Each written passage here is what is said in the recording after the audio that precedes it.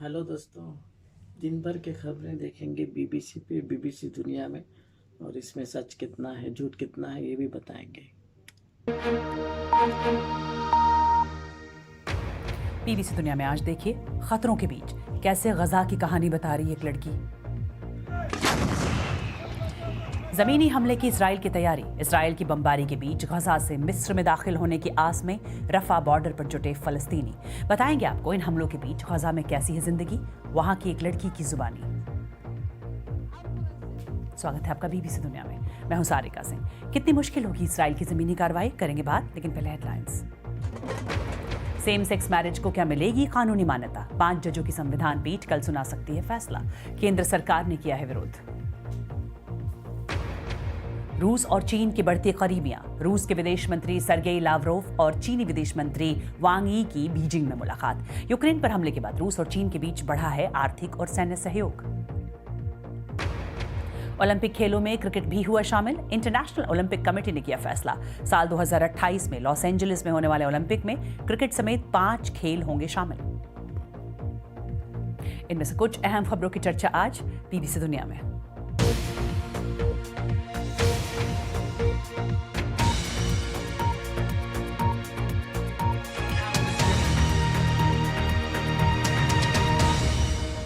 गजा में इसराइल के हवाई हमले जारी हैं, जिसमें लगभग 2700 लोगों की मौत हो चुकी है।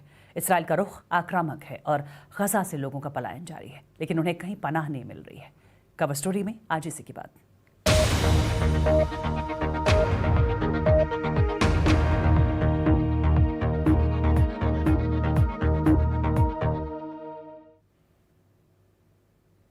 और इस हालात में गजा और मिस्र को जोड़ने वाली रफा क्रॉसिंग पर लोग जमा हैं, क्योंकि पहले कहा गया था कि इसे कुछ वक्त के लिए खोला जाएगा ताकि लोग गजा से निकल सकें और सहायता सामग्री गजा के अंदर पहुंचाई जा सके। लेकिन रफा बॉर्डर अभी बंद है। मिस्र ने साफ कर दिया है कि वो तब तक क्रॉसिंग नहीं खोलेंगे जब तक उनकी स्टाफ की सुरक्षा की गारंटी नहीं मिल जाती। इसराइल गजा में दाखिल होने वाली सभी लॉरियों की जांच करना चाहता है कि कहीं उनमें हथियार तो नहीं ले जा रहे। और रफा बॉर्डर ये गजा से निकलने का वो इकलौता रास्ता है जिसे इसराइल नियंत्रित नहीं करता। इसराइल बाकी सभी रास्तों पर नाकेबंदी कर चुका है, इसीलिए अब ये गजा से निकलने का इकलौता संभावित रास्ता है। और संयुक्त राष्ट्र के एक वरिष्ठ अधिकारी ने कहा है कि गजा में मदद पहुंचाने के लिए वो लगातार बातचीत कर रहे हैं। हमें मदद के लिए अंदर जाना होगा। हम इसराइल, मिस्र और दूसरे पक्षों के साथ लगातार बातचीत कर रहे हैं। अमेरिकी विदेश मंत्री एंटनी ब्लिंकन की इस क्षेत्र के दूसरे देशों की यात्रा से बहुत सहायता मिली और मैं राफा के जरिए राहत अंदर पहुंचने की अच्छी खबर आने की उम्मीद कर रहा हूं, जिससे दक्षिणी हिस्से में मौजूद लाखों लोगों को फायदा होगा। और पिछले हफ्ते इस्राएली सेना ने उत्तरी गजा में रह रहे 11 लाख लोगों को दक्षिण की ओर चले जाने की चेतावनी दी थी। खान यूनिस, जहां आमतौर पर 4 लाख लोग रहते हैं, अब वहां 10 लाख से ज्यादा लोग रह रहे हैं।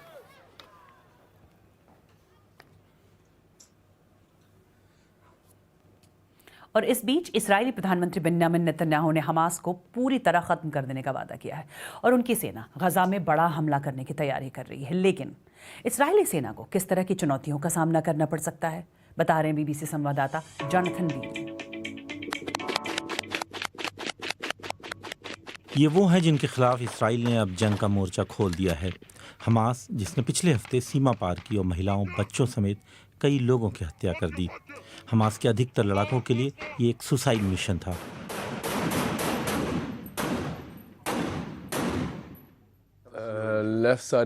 मेरे सिर के बाएं हिस्से में एक गोली या ग्रेनेड से निकली कोई नुकीली चीज लगी। पक्के तौर पर नहीं कह सकता वो क्या था। बाएं हाथ की उंगली और मेरे गले में भी गोली लगी।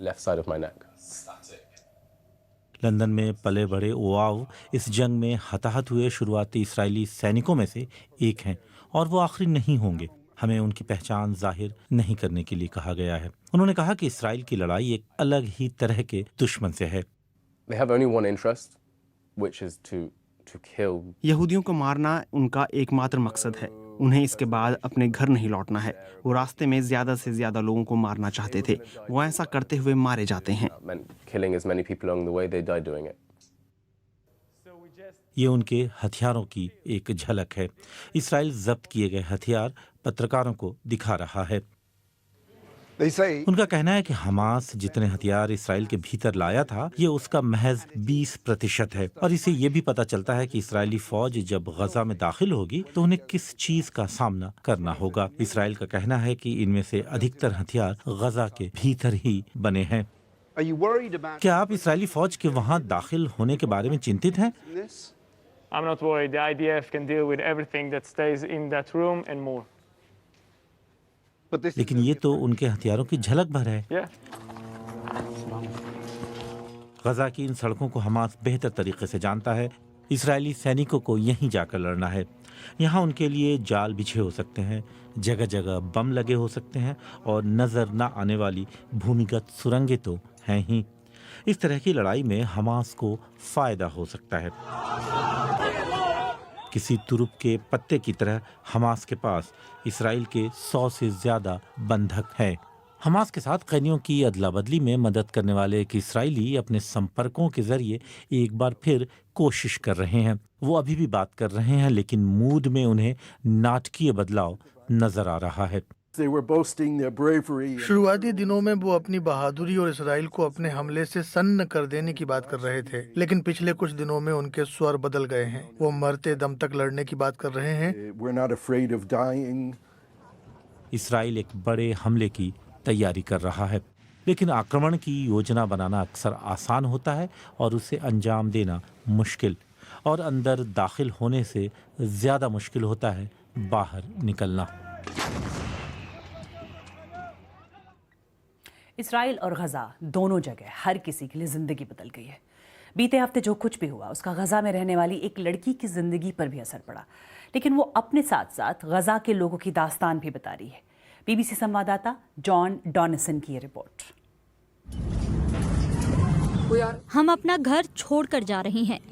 25 साल की बिसान औडा गजा में रहने वाली एक फिल्म मेकर हैं। वो संघर्ष के बीच उलझी जिंदगी के बारे में रोजाना वीडियो ब्लॉग पोस्ट करती हैं। और दूसरी सुरक्षित जगह है, लेकिन गजा में कोई सुरक्षित जगह नहीं है।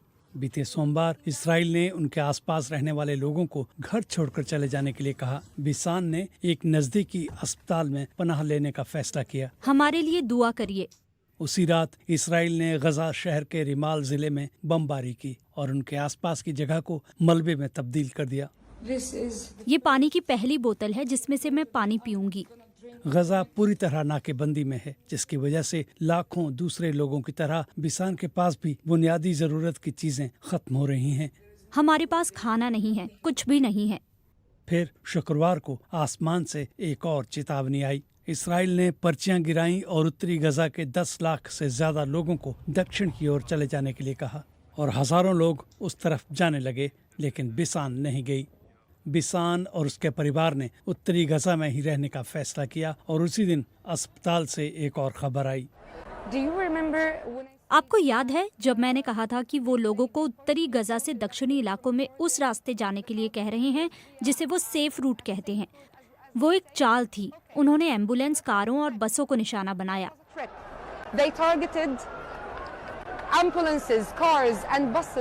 इसराइल का कहना है कि वो जांच कर रहा है कि दक्षिण की ओर जाने वाली मुख्य सड़क पर हुए हवाई हमले में क्या हुआ था। बाहर देखिए, कहीं बिजली नहीं है। बिसान नहीं जानती कि रात उनके लिए क्या लेकर आएगी। इस बीच वो अपने ही अंदाज में साइन ऑफ कर रही हैं। 10 PM. इस वक्त रात के 10 बज रहे हैं।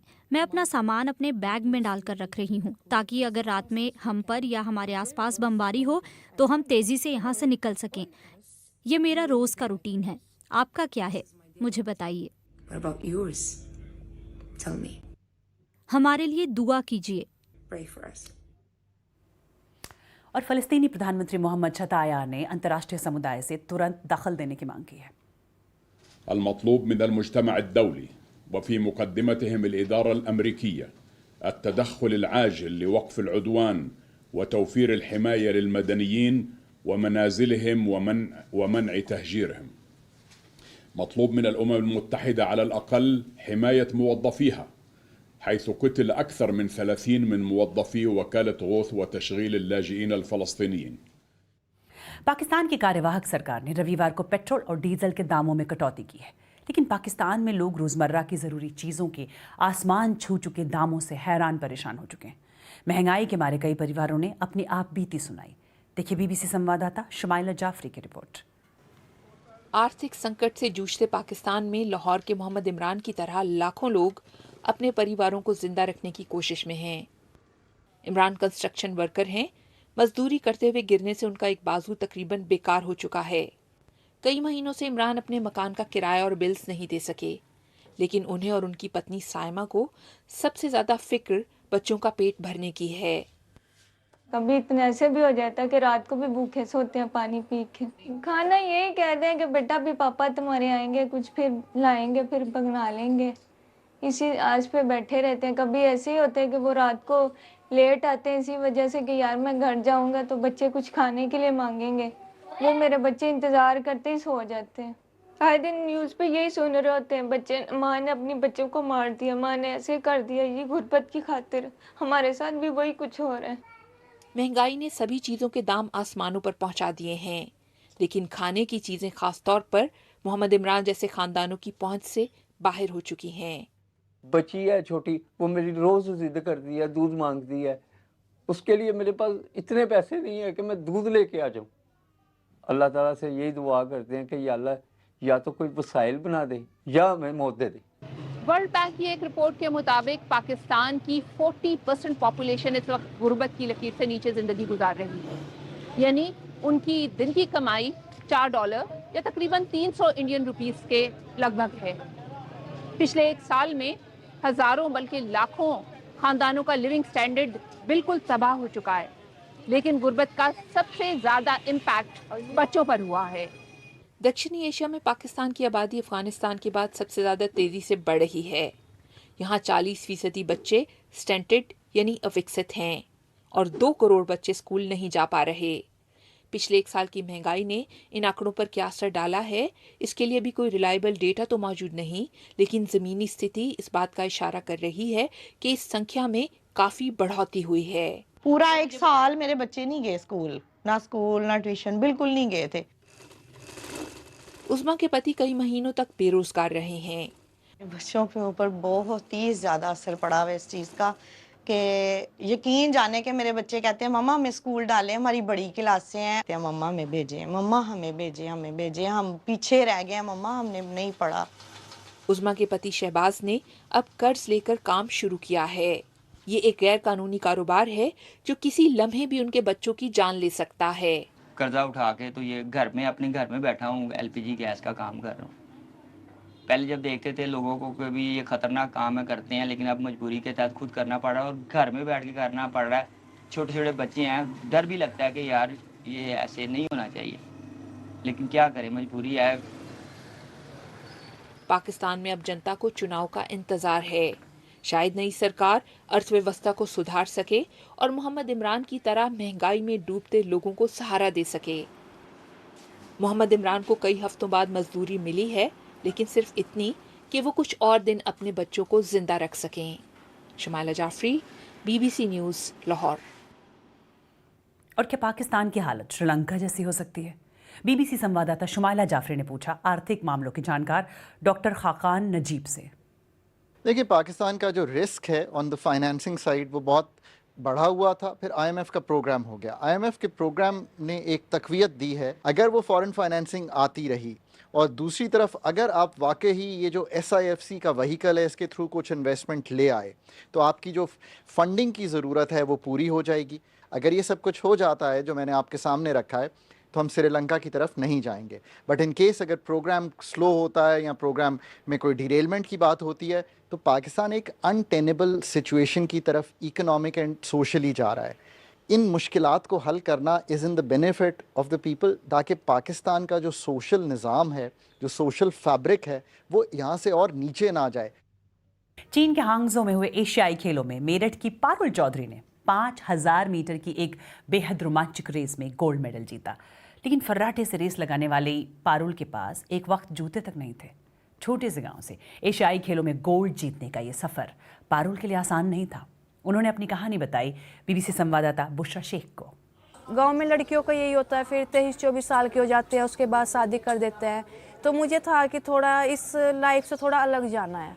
इतने बड़े मतलब लेवल पे जाके, और जो वो ग्राउंड देखती थी तो सच में जुनून सा आता था।